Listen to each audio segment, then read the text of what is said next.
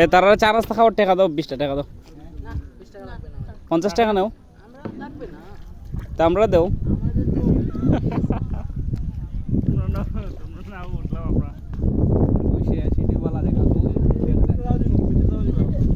এই জায়গাটা সুন্দর লাগে রে, আমাদের নৌকা, এই যে আমাদের নৌকা, এটা আমরা নৌকা রেখে হচ্ছে যে আমরা একটু ঘুরতে বের হয়েছি।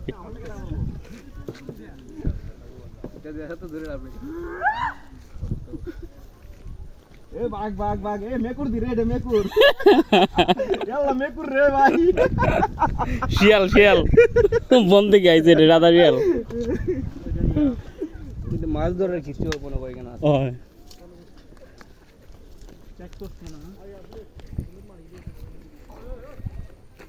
আমরাটাই ভালো হয়েছে।